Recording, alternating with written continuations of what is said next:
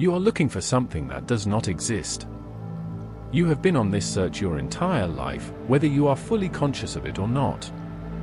It is a quiet, often background hum of anxiety that surfaces in the still moments, late at night, early in the morning, during a commute when the music stops. It is the question that has haunted our species since we first gazed at the stars and understood our own mortality. What is the point of all this? What is the meaning of life? We are conditioned to believe that this question has a specific, discoverable answer, a final destination for our existential striving. We imagine that this meaning is a fixed point, a North Star, a singular purpose preordained for us by some cosmic architect, whether divine or natural, and that our fundamental human task is to somehow decipher the map and navigate our way to it. We operate under the assumption that we are incomplete, a lock missing its key, and that out there, somewhere, is the one key that will finally make everything click into place and make sense. This belief, this entire framework for understanding our own existence, is not just slightly incorrect, it is the primary source of our modern anxiety, our feelings of inadequacy, and our deep, lingering sense of being lost. It is a grand and beautiful illusion, a story we have told ourselves to make the vast, indifferent silence of the universe feel more manageable. But it is a story that is ultimately breaking us, because we are searching for a ghost, and every time we think we see its shape in the shadows, it dissolves upon closer inspection, leaving us feeling more empty and confused than before. This first section of our journey is not about finding an answer, but about meticulously and compassionately dismantling the question itself. To understand what the meaning of life truly is, we must first see, with painful clarity, what it is not. We must deconstruct the three foundational lies, the three fallacies, that form the bedrock of our collective misunderstanding. We have to tear down the old, unstable structure before we can lay a new, solid foundation. This process might feel uncomfortable. It might feel like you are losing your footing. That is not only expected, it is necessary. The comfort you feel now is the comfort of the familiar prison cell. True freedom lies on the other side of this disorientation. So, let's begin with the most seductive and pervasive of these fallacies, the idea that meaning is a destination. From our earliest childhood stories, we are fed the narrative of the quest. The hero is called to adventure, given a map or a prophecy, and sets out to find the sacred relic, the elusive treasure, the holy grail that will save the kingdom or grant ultimate wisdom. This archetype is baked into our cultural DNA. We are taught that life is our personal hero's journey and that our objective is to find our purpose, as if it were a specific set of geographical coordinates waiting for us.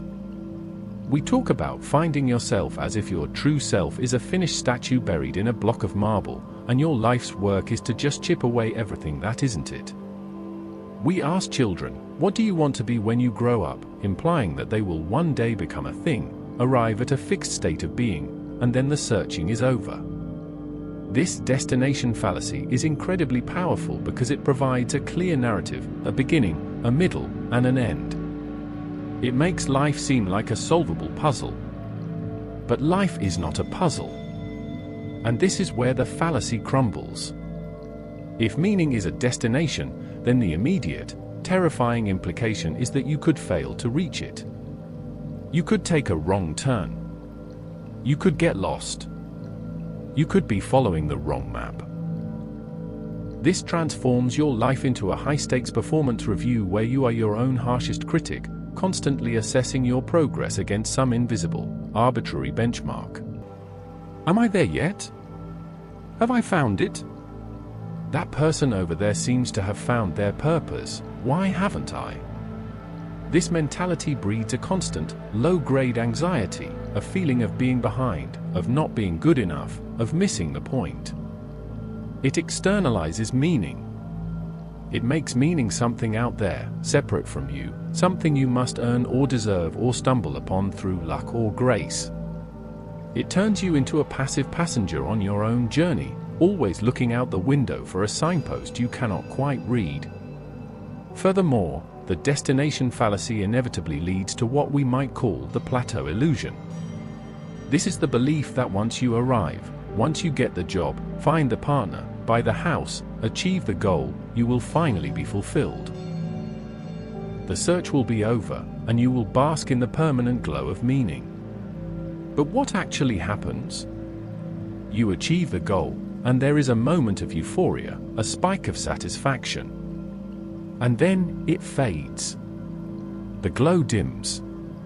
You get used to the new job, the new house, the new relationship. It becomes normal. It becomes your new baseline. And then, almost immediately, your mind, conditioned by the destination fallacy, does something fascinating and destructive. It immediately posits a new destination, a new plateau further up the mountain. This isn't the ultimate meaning. Real meaning will come when I get the promotion, when we have a child, when we buy the bigger house. You are like a donkey chasing a carrot on a stick that is always just out of reach.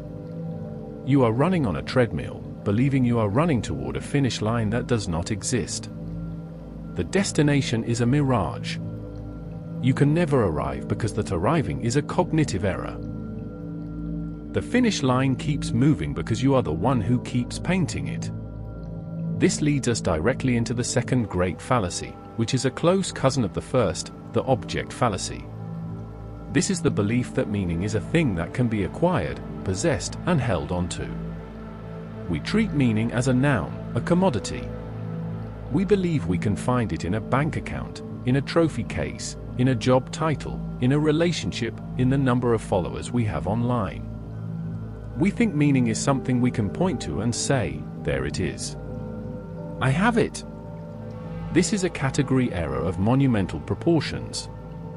It is like trying to find the game of chess by holding up a queen piece and saying, here is the game. The game is not in the piece, it is in the movement, the strategy, the interaction between the pieces and the players. Similarly, meaning is not an object, it is a quality, a value, a verb in nouns clothing. The object fallacy makes meaning incredibly fragile. If your meaning is tied to your wealth, what happens during a market crash? If your meaning is tied to your physical health, what happens when your body inevitably ages and fails you? If your meaning is tied to your partner, what happens if they leave or, worse, pass away? You are building your entire existential foundation on sand, on things that are inherently transient and impermanent.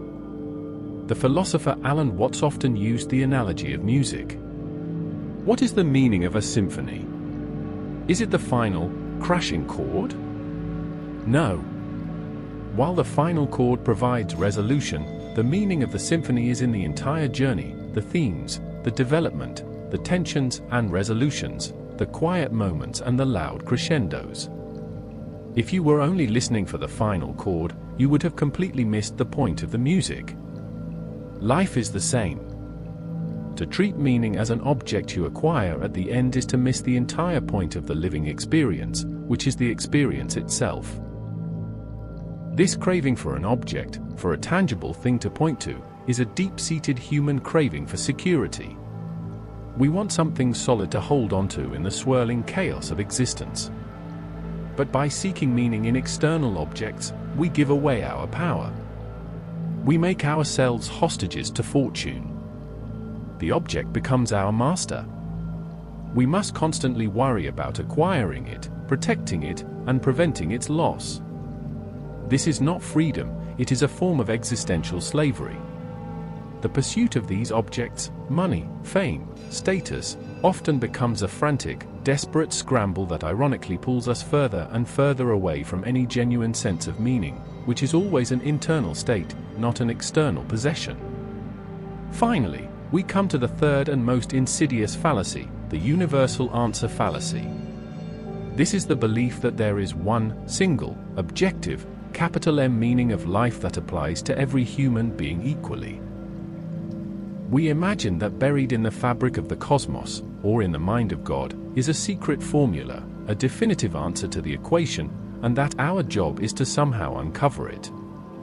We look to science, to religion, to philosophy, hoping that someone, somewhere, has the final, authoritative answer that will silence all debate. We want a one-size-fits-all meaning. The problem with this should be immediately obvious: human beings are not one-size-fits-all. We are spectacularly, beautifully diverse. Our brains, our experiences, our cultures, our values, our passions, and our pain are all unique. The idea that a single meaning could somehow resonate with a Buddhist monk seeking enlightenment in a Himalayan monastery, a software engineer building a new app in Silicon Valley, an artist painting in a Parisian garret, and a parent raising a child in a small rural town is absurd on its face. Their sources of joy, fulfillment, and deep engagement with the world are fundamentally different. To impose a single universal meaning would be to erase the very individuality that makes human life so rich and varied. The search for a universal answer is, at its heart, a desire to abdicate responsibility. It is a wish to be told what to do, to have the burden of choice lifted from our shoulders. If the meaning is already written, then my job is just to follow the instructions. I don't have to figure it out for myself. I don't have to make difficult choices or face the terrifying expanse of my own freedom. This is why authoritarian systems, both political and religious, often promote a single, rigid meaning. It is a powerful tool of control. But even without overt coercion, we do this to ourselves. We look for gurus, for life coaches, for best-selling books that promise the 7 secrets to a meaningful life, hoping to outsource the most important question of our existence. The universe, however, is silent. Science describes how the universe works with breathtaking precision, but it is utterly silent on the question of why. Physics can tell you the mass of a proton, but it cannot tell you what you ought to do with your life. Religion offers answers, but they are based on faith, not empirical evidence, and thousands of religions offer thousands of different answers, which rather proves the point that there is no consensus. Philosophy, as we will see, doesn't provide a single answer. It provides a toolkit of different ways to approach the question. The silence of the universe on this matter is not a cruel oversight, it is the fundamental condition of our freedom. The lack of a universal answer is not a problem to be solved, it is the opening premise of our existence. So, here we are. We have dismantled the 3 pillars of the old paradigm. Meaning is not a destination you arrive at. It is not an object you can possess. And there is no single, universal answer handed down from on high. This deconstruction can feel bleak. It can feel like we are left with nothing. If all of that is wrong, then is the opposite true? Is life just a random, pointless journey to nowhere, with no prize at the end and no instruction manual? Is the universe just a cold, empty, indifferent machine, and are we just temporary, conscious accidents within it, doomed to search for a meaning that isn't there? This is the cliff's edge. This is the moment of maximum tension and potential despair. This is the void. And it is from the edge of this very void that the most powerful and empowering answers in human history have arisen. The acknowledgement of the abyss is not the end of the journey, it is the very beginning. So, we stand at the precipice. The old maps have been burned. The comforting illusions have been stripped away. We have stared into the silent, indifferent expanse of the universe and heard only our own echo in return. This moment, this raw, unvarnished confrontation with the apparent absurdity of existence, is what the philosopher Jean-Paul Sartre called the anguish of freedom. It is the dizzying sensation you get when you lean over a great height, realizing there is no guardrail. For many, this feeling is paralyzing. It is the essence of the existential crisis, a profound nausea born from the understanding that the world is not inherently structured for our comfort or understanding. The foundational lies we relied upon have dissolved, and we are left with a terrifying, yet utterly crucial, revelation: we are alone. Not lonely in the social sense, but ontologically alone. There is no external validation coming. no divine report card. No cosmic pat on the head for a job well done. This void, this abyss, is not our enemy. It is the most important truth we will ever face. It is the blank canvas. It is the silence before the first note of the symphony. The despair we feel at this moment is not a sign that something is wrong, it is a sign that we are finally seeing what is real. We are grieving the loss of a fantasy, and that is a necessary and healthy grief. But we cannot remain here, frozen at the edge. The human spirit is not built for perpetual despair. It is built to respond. And it is in this act of response, this defiant, creative, courageous act of building a fire in the darkness, that our journey toward a genuine understanding of meaning truly begins.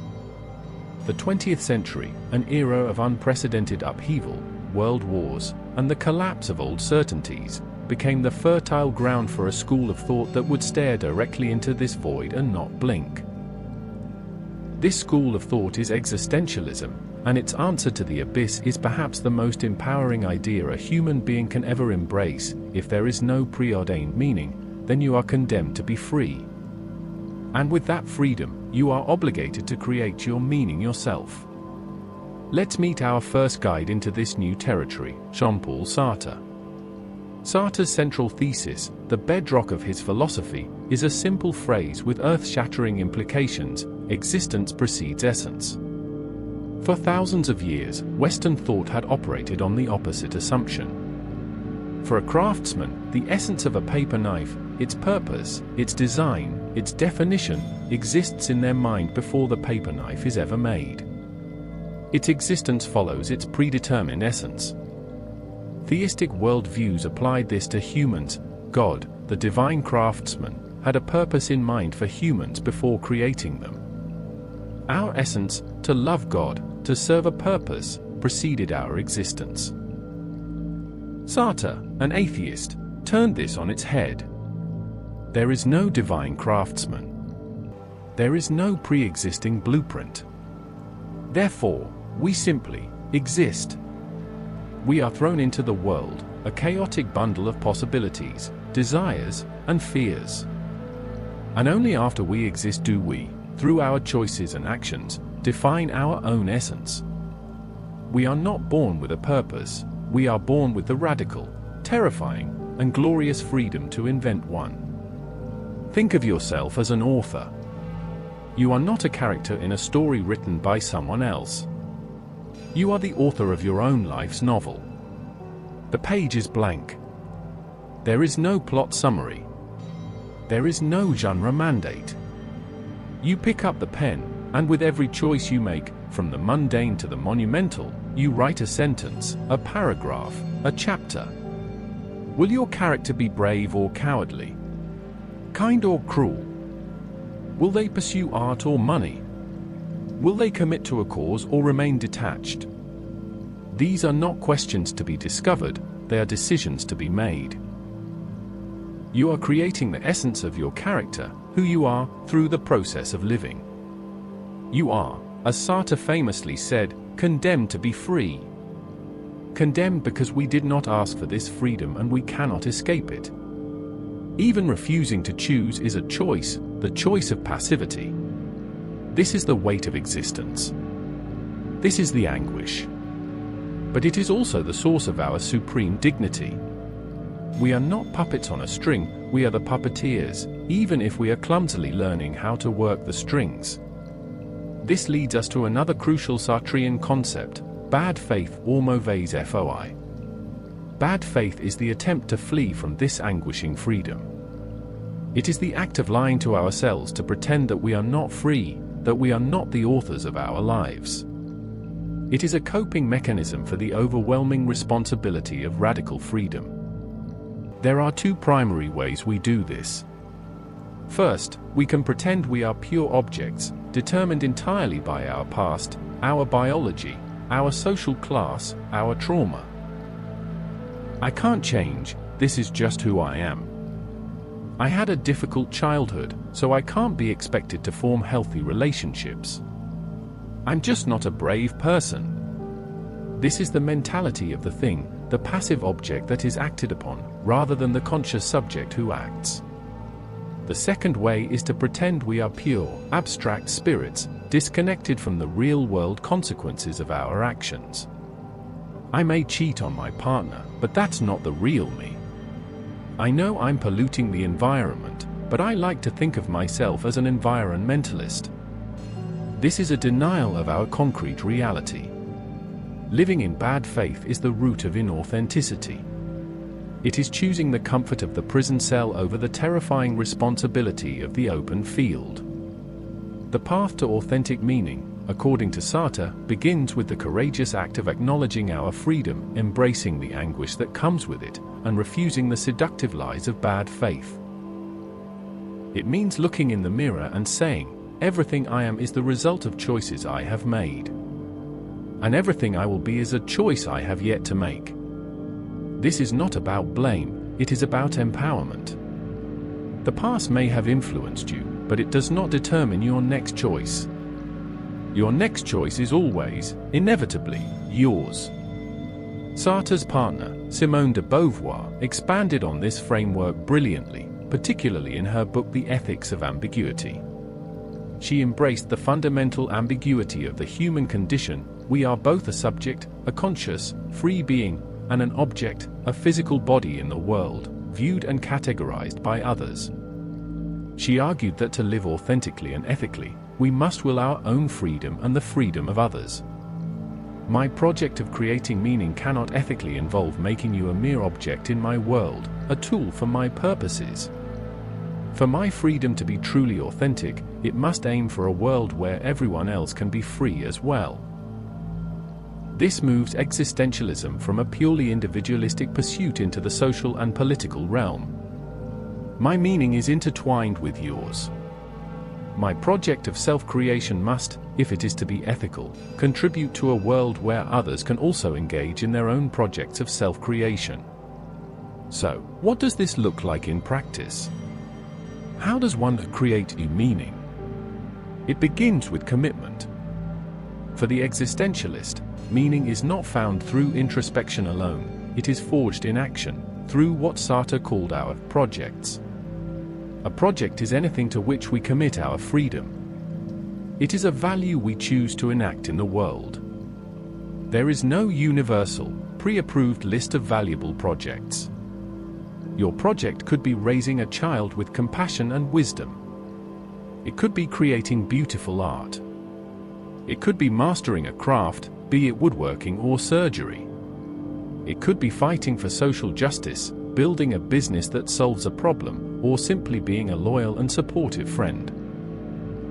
The value of the project is not inherent, the value is conferred by your committed choice to it.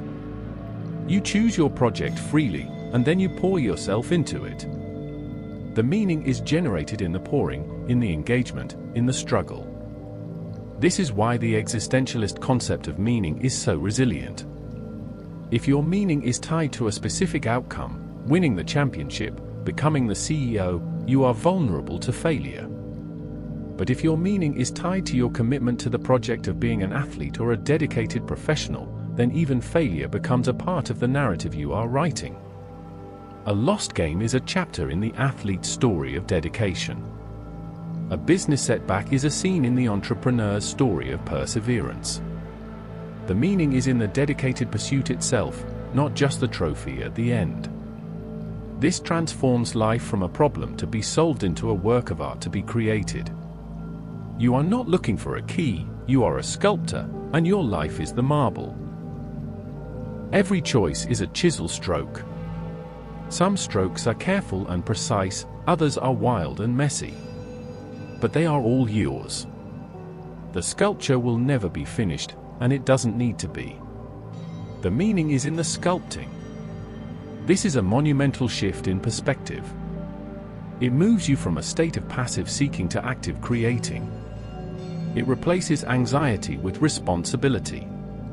It replaces the question, "What is the meaning of life?" with the far more powerful and actionable question, "What shall I do with my freedom? What will I commit to?" The answer to that question is your meaning. It is unique to you. It is yours to create, to live, and to redefine until your very last breath. Existentialism doesn't give you an answer, it gives you the pen and tells you to start writing. But what if the universe isn't just silent? What if it is actively absurd? Our next guide, Albert Camus, takes us even further to the edge, and his response is not to create, but to rebel. If Jean-Paul Sartre's response to the void was to build a structure within it, to become an architect of meaning through committed action, then Albert Camus' response was to stand at the edge, acknowledge the utter futility of building anything permanent in an absurd universe, and to find a strange, defiant joy in the act of building anyway. Camus, an Algerian-French writer and philosopher, is often grouped with the existentialists, but he vehemently rejected the label. His central concern was what he called the absurd. For Camus, the absurd is not an idea, it is a visceral, tangible confrontation. It is that a divorce between humanity's innate, desperate hunger for clarity, meaning, and order, and the universe's complete, utter, and cold indifference to that hunger. We are beings who need to understand, who need reasons, who need a why. The universe, in its silent, mechanistic grandeur, provides no reasons, no why. It just is. This confrontation, this mismatch between our needs and reality, is the absurd. It is not in man, nor in the world, but in the passionate clash between them. Camus begins his seminal work, The Myth of Sisyphus, with what he declares is the one truly serious philosophical problem: suicide. In a world devoid of inherent meaning and reason, in the face of the absurd, why should one not simply end it all? If life is truly meaningless, isn't suicide the only logical conclusion? Camus' powerful answer is a resounding no. Suicide, he argues, is not a solution to the absurd, it is a capitulation to it. It is the final act of letting the indifferent universe win by erasing the very consciousness that was capable of rebelling against it in the first place.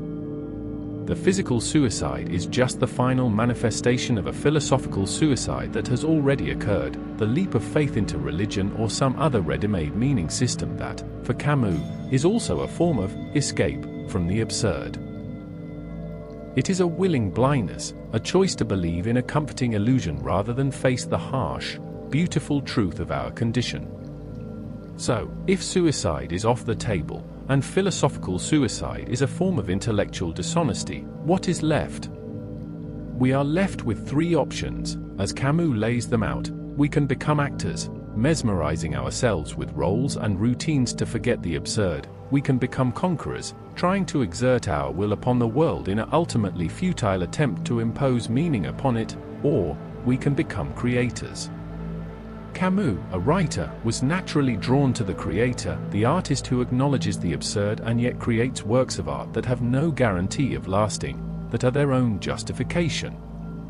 But his most powerful and enduring symbol for the proper response to the absurd is not the artist, but a figure from Greek mythology, Sisyphus. The gods had condemned Sisyphus to ceaselessly roll a rock to the top of a mountain, whence the stone would fall back of its own weight. They had thought, with some reason, that there is no more dreadful punishment than futile and hopeless labor. This is the quintessential image of the absurd life, endless, pointless toil toward a goal that is never achieved. This is how many of us feel in our modern lives: the Sisyphean commute, the Sisyphean inbox, the Sisyphean struggle to pay bills, all leading to the final, ultimate defeat of death. It is a nightmare. But Camus does not leave us there. He asks us to imagine Sisyphus on the walk back down the mountain. This is the moment of consciousness. This is the moment where Sisyphus is not actively engaged in his task, he is between efforts. He has time to think. He is fully aware of the hopelessness of his condition. This is the moment of maximum despair. And it is in this very moment that Camus proposes his revolution. I leave Sisyphus at the foot of the mountain. One always finds one's burden again. But Sisyphus teaches the higher fidelity that negates the gods and raises rocks. He too concludes that all is well. This universe henceforth without a master seems to him neither sterile nor futile. Each atom of that stone, each mineral flake of that night-filled mountain, in itself forms a world. The struggle itself toward the heights is enough to fill a man's heart. One must imagine Sisyphus happy. This is one of the most stunning and counterintuitive conclusions in all of philosophy. Happiness is not found in reaching the top of the mountain.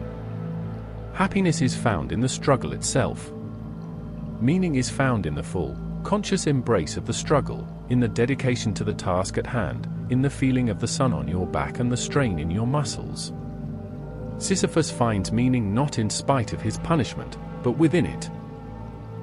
By fully accepting his fate and choosing to engage with it passionately, he rebels against the gods.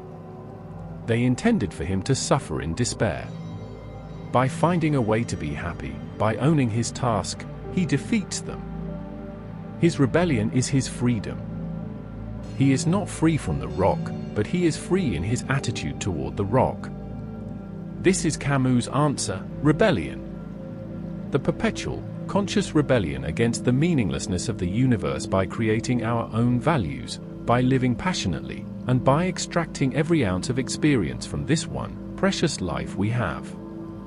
The absurd hero, like Sisyphus, lives with three characteristics: revolt, a constant refusal to be silenced or to submit to despair; freedom, the understanding that in a world without a master, the old rules are void, and we are free to live as intensely as possible; and passion, a commitment to experiencing the breadth and depth of human experience, to quantity of life over a hypothetical quality in an afterlife.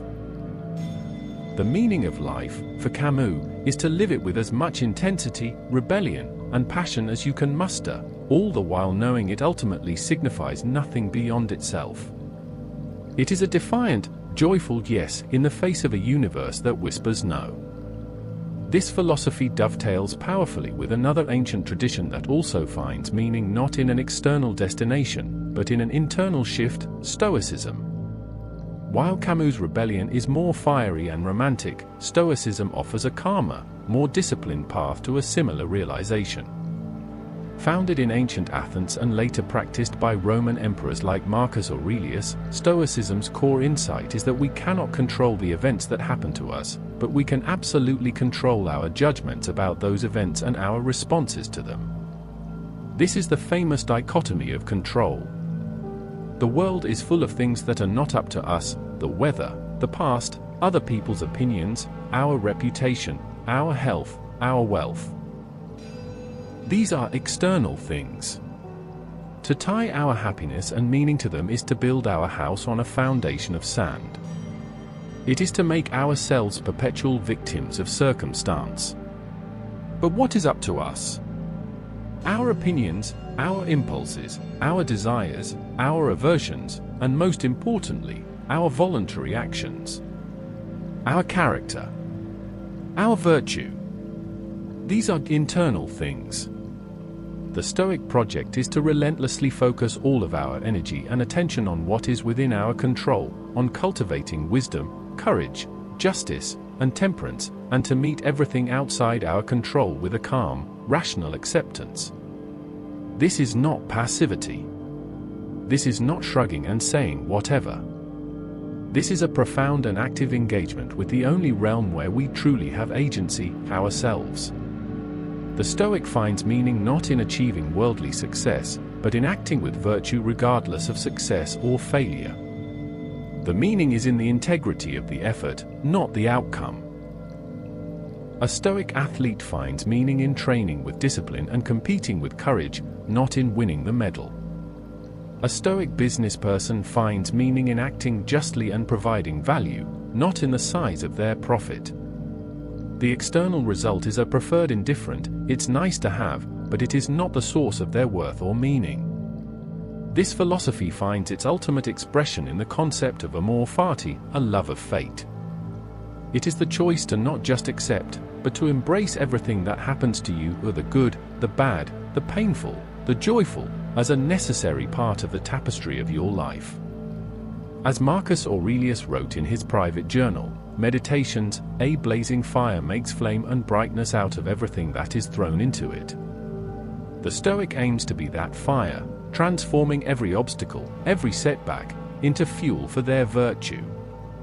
An obstacle is no longer a barrier to your meaning, it becomes the very material for your meaning. The rock is no longer a punishment. It is your purpose. When you combine the Stoics' disciplined focus on the internal with the absurd hero's passionate rebellion against meaninglessness, you arrive at an incredibly resilient and powerful way of being. You see your life not as a quest for a distant goal, but as a field for immediate practice. The meaning is not tomorrow, it is right now, in how you choose to respond to this very moment. It is in the quality of your attention. It is in the warmth of the coffee cup in your hand, the feeling of the keyboard under your fingers, the conversation you are having, the problem you are solving. Meaning is found in the texture of present moment experience, fully inhabited, without being clouded by anxiety about a future that doesn't exist or regret about a past that is gone. This is the deep, practical wisdom that bridges ancient Rome and 20th century Algeria. Your meaning is not found out there. It is forged in here, in your consciousness, through your attitude, your choices, and your defiant, loving engagement with the world as it is. We have journeyed through the wreckage of old illusions, stood at the void with the existentialists, and learned the arts of rebellion and disciplined acceptance from the absurdists and the Stoics. We have learned that meaning is not a noun to be found, but a verb to be lived, a continuous process of creating, choosing, and engaging. But if this were the whole story, there would be a danger of landing on a form of radical individualism that is itself another kind of illusion. A life of meaning cannot be solely an internal, subjective project, like a monologue delivered into a mirror. We are not isolated consciousnesses, we are nodes in a vast, intricate network. We are social animals, wired for connection, and our individual meaning is inevitably woven into the tapestry of our relationships with others, with our community, and with the world itself. To find a meaning that is truly fulfilling and sustainable, we must now look outward, to the third great path. Meaning through connection and contribution. This brings us to one of the oldest and most enduring schools of ethical thought, virtue ethics, most famously articulated by the ancient Greek philosopher Aristotle. In his Nicomachean Ethics, Aristotle proposes a fundamentally different question from the ones we've been asking. It is not what is the meaning of life, or what rules should I follow. Instead, he asks, what is the highest good for a human being? What is the ultimate goal of all our striving? His answer is eudaimonia, a Greek word often translated as happiness or flourishing, but which is better understood as a life well lived or human thriving. Eudaimonia is not a fleeting feeling of pleasure, it is a state of being. It is the condition of a life that is being lived to its fullest potential, according to its specific nature. And what is the specific nature of a human being? For Aristotle, it is our unique capacity for reason, logos. Unlike plants, which have a vegetative soul geared toward growth and nutrition, and animals, which have a sensitive soul geared toward sensation and movement, humans possess a rational soul. Therefore, the highest good for a human, the path to eudaimonia, is to live a life in accordance with reason. This doesn't mean a life of cold calculation. It means a life guided by excellence of character, by virtue, arit. Virtue, for Aristotle, is the golden mean between two extremes of character, a deficiency and an excess. Courage, for instance, is the golden mean between the deficiency of cowardice and the excess of recklessness. Generosity is the mean between stinginess and profligacy. Wisdom is the mean between ignorance and cunning. Achieving these virtues is not a matter of following rules, but of developing good habits, ethos, through practice and practical wisdom, phronesis. You become courageous by acting courageously. You become generous by practicing generosity. Meaning, in the Aristotelian sense, is the active, lifelong process of cultivating these excellences of character. It is the project of becoming an excellent human being. But here is the crucial, social component. This project of self-excellence cannot be achieved in isolation. Humans are, by nature, political animals, zon politikon. We thrive in a community, polis. Our virtues are social virtues. Courage is often displayed for the protection of others. Generosity requires a recipient. Justice is inherently about our relations with other people. Therefore, a life of meaning, a life of eudaimonia, is necessarily a life lived in and for a community. It is through our participation in the social world, as friends, family members, citizens, and professionals, that we have the opportunity to practice and embody the virtues. Your meaning is found in being a good friend, a good parent, a good neighbor, a good craftsman. It is found in contributing to the common good and participating in something larger than your individual self. This is a profound and stable source of meaning because it is based on your character and your relationships, which are things within your control to nurture, rather than on external, fleeting outcomes. This ancient idea finds a powerful echo in modern humanism. Secular humanism, in the absence of divine commandments, places its faith in human agency, reason, and empathy. It argues that we must derive our meaning from human experience and human relationships themselves. The meaning of life is to work toward the betterment of humanity and the reduction of suffering, to contribute to the long, slow, upward trajectory of human progress, scientific, ethical, and social. Your meaning can be found in raising children who are kinder and wiser than you were, in creating a work of art that moves people, in making a scientific discovery that alleviates pain, or simply in acts of everyday decency that make your small corner of the world a slightly better place. This meaning is based on legacy and connection. It is the understanding that you are a link in a chain, and your life gains meaning by strengthening that chain for those who come after you. You may not see the final result, but you take joy and purpose in knowing you contributed to the effort. This brings us to a synthesis, a way to weave together all these threads, the creative, the rebellious, the disciplined, and the connective. The meaning of life is not a single note, it is a symphony. It is a dynamic, ever-changing interplay between multiple sources of meaning that you conduct throughout your life. Sometimes, the dominant theme will be agency, the existentialist thread. This is the drive to create, to choose your project, to define yourself through your work and your commitments. It is the energy of authorship. At other times, the dominant theme will be attitude, the stoic absurdist thread. This is the practice of meeting circumstances beyond your control with resilience, acceptance, and defiant joy. It is the internal fortress of character. And always, underpinning it all, is connection, the virtue ethics humanist thread. This is the understanding that your individual projects and your personal attitude are given depth and resonance by how they connect to and serve the world around you. Your agency is directed toward building things that help people. Your attitude of resilience allows you to be a rock for others in a storm. The final, practical step is to move from philosophy to practice. This is where the work of psychiatrist and Holocaust survivor Viktor Frankl becomes indispensable. In his profound book Man's Search for Meaning, Frankl argues from the most horrifying circumstances imaginable that the primary drive in life is not pleasure, as Freud argued, or power, as Adler argued, but the will to meaning. He observed in the Nazi concentration camps that those who had a sense of meaning, a project to complete, a loved one to see again, a faith to uphold, were far more likely to survive the unimaginable brutality. Based on this, he developed a therapeutic method called logotherapy, from the Greek logos, meaning. Frankl's core insight is that we cannot avoid suffering, but we can choose how to cope with it, find meaning in it, and move forward with renewed purpose. He famously quotes Nietzsche, "He who has a why to live for can bear almost any how." Frankl identifies three primary ways to discover this why. this meaning? By creating a work or doing a deed.